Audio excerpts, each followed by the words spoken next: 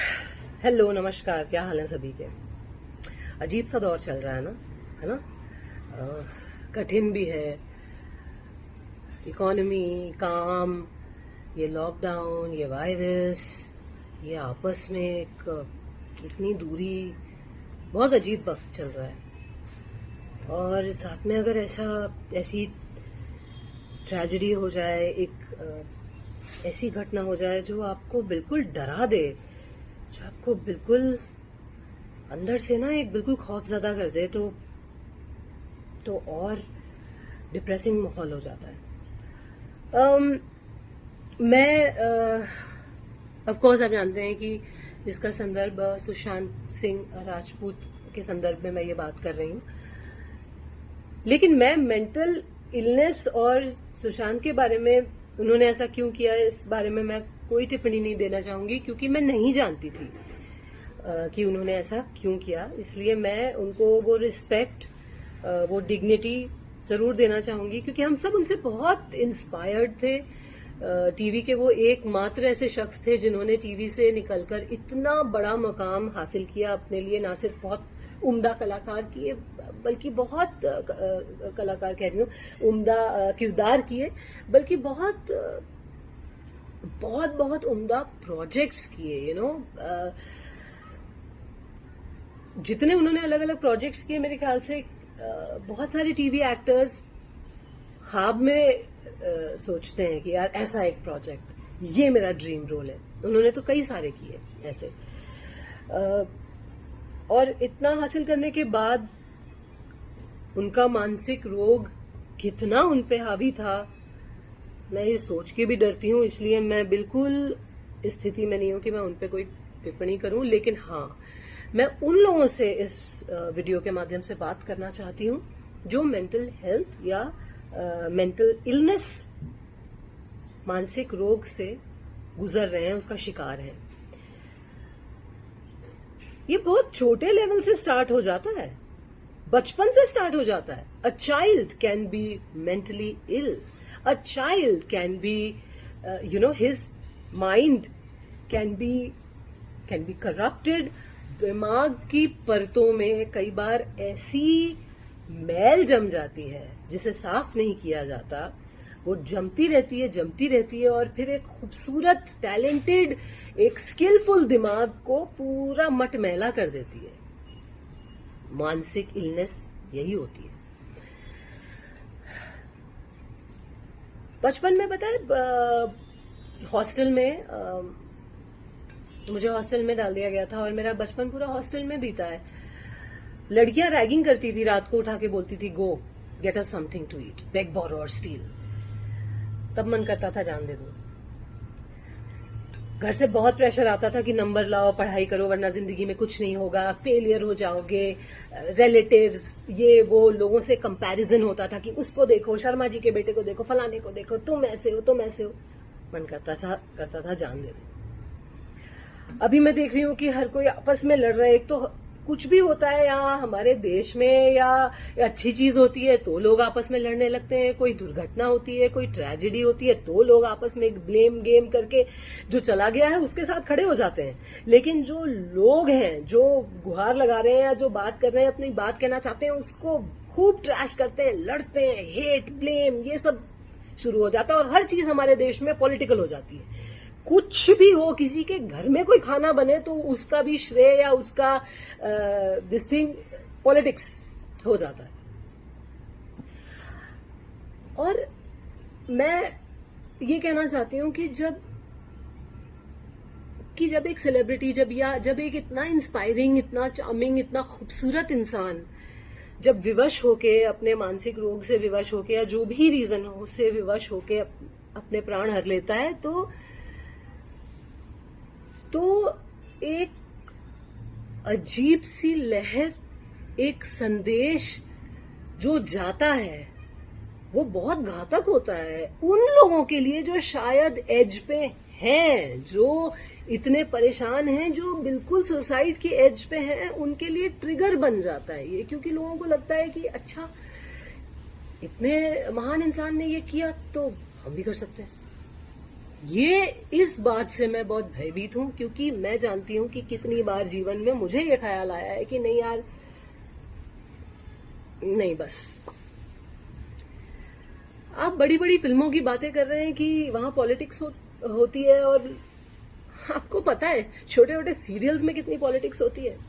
जब मैंने अपने करियर की शुरुआत की थी, मैं बम्बई आई थी, मेरा सिलेक्शन हुआ था, ऑडिशंस दे के सिलेक्ट हुई थी, और मैं बिल्कुल, देखिए मैं किसी का नाम नहीं लूंगी, क्योंकि मैं सिर्फ आपको बता रही हूँ कि मेंटली कैसा इंसान को फील होता है। मैं किसी को पुट डाउन करने के लिए मैं ये वीडियो नहीं बना रही हूँ। जब मैंने अपने शुरुआती कुछ सीरियल्स में एंट्री की थी, तो ऑब्वियसली मैं लीड नहीं प्ले कर रही थी, मैं अलग अलग कैरेक्टर्स कर रही थी। और आपको पता है, एक सीरियल की हीरोइन अपने आप को रानी समझती है, और वहां एक ग्रुपिज्म होता है और एक हायरार्की, मेरे मुंह पे बोला गया है कि देयर इज अ हायरार्की। तो तरह तरह के लोग हैं दुनिया में। आप दुनिया को कितना बदलने जाएंगे और कितना लड़ेंगे और ब्लेम गेम डालेंगे। जो भी हो रहा है, जो भी हम देख रहे हैं, जितनी ट्रेजेडी, जितना भी दुख है, उससे हम सिर्फ ये सीख ले सकते हैं कि हम सबसे पहली बात एक अच्छे इंसान बने, स्ट्रांग बने, हम कोई पॉलिटिक्स ना करें। प्लस हम ये याद रखें कि कोई रात के 3 बजे आपका फोन नहीं उठाएगा दोस्त। सच्चाई तो ये, बहुत खुशकिस्मत हो गए कि कोई बिल्कुल जग के उठा ले और बात कर ले आपसे। मैंने एक फिल्म की थी ऑपोजिट जॉन अब्राहम, यूटीवी की फिल्म थी, यूटीवी के ही पार्टनर देवेन खोटे जी ने उसको डायरेक्ट किया था, और वो फिल्म रिलीज नहीं हुई। ऐसे और 2-3 प्रोजेक्ट्स हैं फिल्मों में जो किए मैंने, और वो रिलीज नहीं हुए। तब भी ये लगता था कि यार ये क्या हो गया। ऐसी स्थिति में जब आप इर्द गिर्द देखते हैं कि अरे इसने इतना काम कर लिया, उसने ये कर लिया, तो आपको अपने में ही दोष दिखाई देता है, और फिर ये लगता है कि यार this is not working, that is not working. लेकिन मैं ये कहना चाह रही हूं कि ये एक जीवन जो है ना, बस ये एक जीवन, यही सबसे बहुमूल्य है। लोगों की पॉलिटिक्स, काम मिलना ना मिलना, आपका आज सक्सेसफुल होना, कल लोगों का ये पूछना कि भाई हम नहीं जानते आपको, वो आपकी पहचान नहीं है। आप अगर पढ़ाई में कमजोर हैं, आप उससे बुरे इंसान नहीं हो जाते। आपकी पहचान आपके नंबरों से, या आपके नंबर ऑफ मतलब एग्जाम में कितने नंबर मिल रहे हैं, या आपके सोशल मीडिया पे कितने नंबर हैं, फॉलोअर्स हैं, या आपकी फिल्मों ने कितने नंबर कमाए, या आपके टेलीविजन की टीआरपी में कितने नंबर आए, उससे आपकी वर्थ नहीं है। आपकी वर्थ उस जीवन से है जो आप क्रिएट करते हैं अपने मन की खुशी से, अपनी मुस्कुराहटों से, अपनी संतुष्टि से। So all I'm trying to tell everyone here is that please love yourself, क्योंकि कोई मसीहा किसी को बचाने नहीं आता। आपको सब अपना हीरो खुद बनना पड़ता है। B the hero of your life, of your story. जो चला गया हम उसके साथ खड़े हो जाते हैं, उसके लिए खड़े हो जाते हैं। लेकिन जब कोई जीवित रह के गुहार लगाता है, बात करता है, उसकी हम नहीं सुनते। हम कहते हैं अरे कोई बच्चा अगर रो रहा है, परेशान हो रहा है, एंगर इश्यूज हैं बच्चे को, तो हम कहते हैं जिद्दी है, इसके चांटे लगाओ। पिट पिट के ही बड़े हुए हैं ना हम सब, है ना। हम ये मिडिल क्लास गांव के बच्चे, हम तो खूब पिटे हैं, टीचर्स से भी, पेरेंट्स से भी। तो जिंदगी फेयर नहीं है और दुनिया बहुत जालिम है हर जगह। मैं ये नहीं कह रही हूँ चेंज होनी नहीं चाहिए, ऑफकोर्स चेंज होनी चाहिए, ऑफकोर्स काइंडनेस होनी चाहिए, प्यार होना चाहिए, इक्वालिटी होनी चाहिए, ऑफकोर्स डिवीजन नहीं होना चाहिए, मेरिट पे मिलनी चाहिए चीजें। ये इसलिए नहीं क्योंकि आप किसी के बेटे हो या किसी के कुछ हो, लेकिन हर जगह ये है। मंदिर में भी आपको कनेक्शन लगाना पड़ता है तब वीआईपी दर्शन होते हैं, वरना 12-12, 24-24 घंटे लाइन में लगे रहना पड़ता है ना। स्कूल के एडमिशन के लिए डोनेशन से लेकर, अप्रोच से लेकर, कांटेक्ट लगाओ तब अच्छे स्कूल में एडमिशन होता है ना। ये सही नहीं है, लेकिन ये होता है। इन चीजों से, पॉलिटिक्स से, या कुछ लोगों ने, आपको पता है कितनी गंदी बातें मैं और मेरे जैसी बहुत लड़कियां ट्विटर पे देखती हैं, पढ़ती हैं अपने बारे में। आज सुबह मैंने पढ़ा, किसी ने ट्वीट किया था कि अरे तुम मर जाओ, नो वन केयर्स। ये लिखा था किसी ने और मैंने बस उस इंसान को ब्लॉक कर दिया, क्योंकि आपके हाथ में है, आपके ही हाथ में, कोई नहीं आएगा बचाने। कोई जो लोग कहते हैं ना कि अरे आई विल बी देयर, सब बिजी हो जाते हैं अपनी जिंदगी में। किसी को ये ख्याल नहीं आता कि अरे मैंने नहीं उठाया फोन या मैंने बात नहीं की तो ये इंसान शायद कुछ गलत ना कर ले। No one thinks like that. Be the hero of your life, be strong, love yourself. अपने से ऊपर किसी को समझना नहीं, अपने ऊपर हावी मत करना किसी को, लेकिन छोटे बड़ों के आगे प्रेम और स्नेह समेत झुकना जरूर, है ना। लेकिन घुटने मत टेकना, never give up, never, because ये दुनिया वर्थ इट नहीं है कि आप अपनी जान दे दें।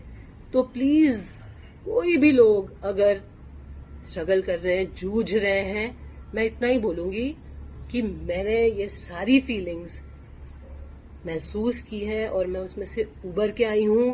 कई बार अभी भी स्ट्रगल करती हूँ, जब तकलीफ होती है, दुख होता है, लेकिन उबर के आने की कोशिश करती हूँ। उबर के आइए, क्योंकि कोई और बचाने नहीं आएगा। Fight, fight, never give up. और एक चीज और मैं ये कहूंगी कि सुसाइड ना, लोग कहते हैं कि ये मत कहिए कि सुसाइड कमिट किया, क्योंकि कमिट करना क्राइम होता है। मैं ये पूछना चाहती हूँ कि क्या ये क्राइम नहीं है जो आपने अपने साथ किया? अपने किसी रोग में घिर कर आप उस रोग को मारिए, खुद को नहीं। उस रोग को मारने की कोशिश कीजिए, हेल्प लीजिए, प्रोफेशनल हेल्प लीजिए, मगर इतने सुंदर व्यक्तित्व को खत्म कर देना तो एक क्राइम ही हुआ ना। प्लस जो रोते हुए बूढ़े माँ बाप रह गए पीछे, उनको इतना रुलाना क्राइम ही तो हुआ। या जो भाई बहन, जब कभी उनका जीवन नॉर्मल नहीं होगा, वो रोज एक डर से उठेंगे कि यार हमें कोई कमी, वो अपने से पूछेंगे कि हम में कमी थी जो हमारा प्रियजन, वो क्राइम नहीं है क्या? जो एक संदेश आप अपनी हत्या करके दूसरों के दिलों में छोड़ जाते हो, जहां लोग बस अटकलें लगाते रह जाते हैं, क्या ये सही है? सही नहीं है ना। मत करना ऐसे, मत करना। You are not alone, everyone is fighting mental illness. किसी के दिमाग की परतों में मैल ज्यादा होता है, किसी में कम। बस यही वेरिएंट है कि भाई इंटेंसिटी का फर्क है। Fight, just fight. और बस मैं ये कहना चाहूंगी कि जो लोग इस चीज के साथ अपना उल्लू सीधा कर रहे हैं, वो हैव अ हार्ट, मत करो।